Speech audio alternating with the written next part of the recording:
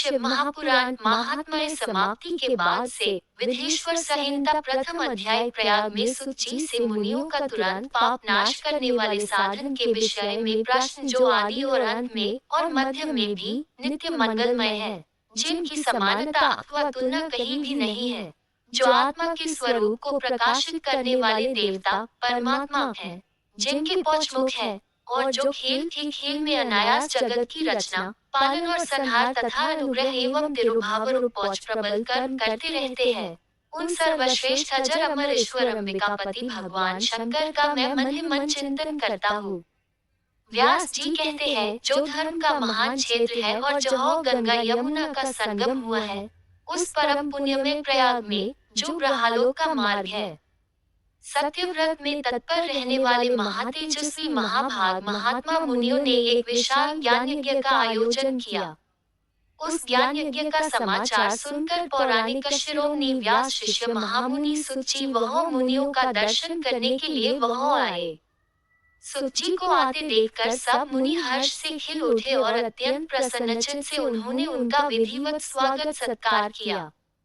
तत्पश्चात उन प्रसन्न महात्माओं ने उनकी विधिवत स्तुति करके विनयपूर्वक हाथ जोड़कर उनसे इस प्रकार कहा, सर्वज्ञ विद्वान रोमहर्षि जी, आपका भाग्य बड़ा भारी है। इसी से आपने व्यास जी के मुख से अपनी प्रसन्नता के लिए ही संपूर्ण पुराण विद्या प्राप्त की है। इसलिए आप आश्चर्य स्वरूप कथाओं के भंडार है, ठीक उसी तरह जैसे रत्नाकार समुद्र बड़े बड़े सारभूत रत्नों का आगार है। तीनों लोकों में भूत वर्तमान और भविष्य तथा और भी जो कोई वस्तु है, वह आपसे अज्ञात नहीं है। आप हमारे सौभाग्य से इस यज्ञ का दर्शन करने के लिए यहाँ पधार गए हैं और इसी व्यास से हमारा कुछ कल्याण करने वाले हैं, क्योंकि आपका आगमन निरर्थक नहीं हो सकता। हमने पहले भी आपसे शुभाशुभ तत्व का वर्णन सुना है, किंतु उससे हमें तृप्ति नहीं होती, हमें उसे सुनने की बारंबार इच्छा होती है। उत्तम बुद्धि वाले सुत जी, इस समय हमें एक ही बात सुननी है। यदि आपका अनुग्रह हो तो गोपनीय होने पर भी आप उस विषय का वर्णन करें। घोर कलयुग आने पर मनुष्य पुण्य कर्म से दूर रहेंगे, दुराचार में फंस जाएंगे और सबके सब सत्य भाषण से मुंह फेर लेंगे, दूसरों की निंदा में तत्पर रहेंगे, पराये धन को हड़प लेने की इच्छा करेंगे, उनका मन पराई स्त्रियों में आसक्त रहेगा तथा वे दूसरे प्राणियों की हिंसा किया करेंगे, अपने शरीर को ही आत्मा समझेंगे, मूढ़, नास्तिक और पशु बुद्धि रखने वाले होंगे, माता पिता से द्वेष करेंगे, ब्राह्मण लोभ रूपी ग्राह के ग्रास बन जाएंगे, वेद बेचकर जीविका चलाएंगे, धन का उपार्जन करने के लिए हे विद्या का अभ्यास करेंगे और मत से मोहित रहेंगे, अपनी जाति के कर्म छोड़ देंगे, प्रायः दूसरों को ठगेंगे, तीनों काल की संध्योपासना से दूर रहेंगे और ब्रह्म ज्ञान से शून्य रहेंगे।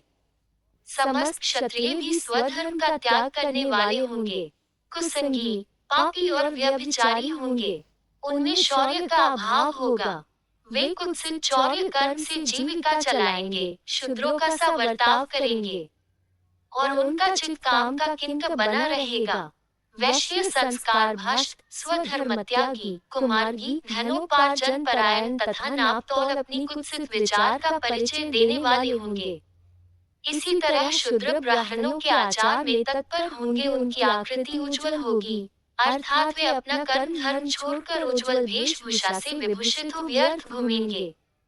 वे स्वभावतः ही अपने धर्म का त्याग करने वाले होंगे, उनके विचार धर्म के प्रतिकूल होंगे, वे कुटिल और द्विज निंदक होंगे, यदि धनी हुए तो कुकर्म में लग जाएंगे, विद्वान हुए तो वाद विवाद करने वाले होंगे, अपने को कुलीन मानकर चारों वर्णों के साथ वैवाहिक संबंध स्थापित करेंगे, समस्त वर्णों को अपने संपर्क से भ्रष्ट करेंगे।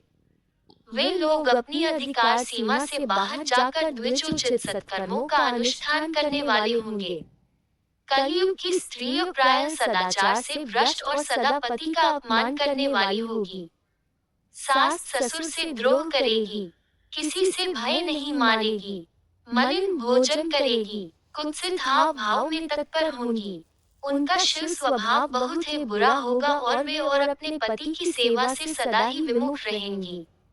सूची। इस प्रकार जिसकी बुद्धि नष्ट हो गई है, जिन्होंने अपने धर्म का त्याग कर दिया है, ऐसे लोगों को इहलोक और परलोक में उत्तम गति कैसे प्राप्त होगी, इसी चिंता से हमारा मन सदा व्याकुल रहता है। परोपकार के समान दूसरा कोई धर्म नहीं है।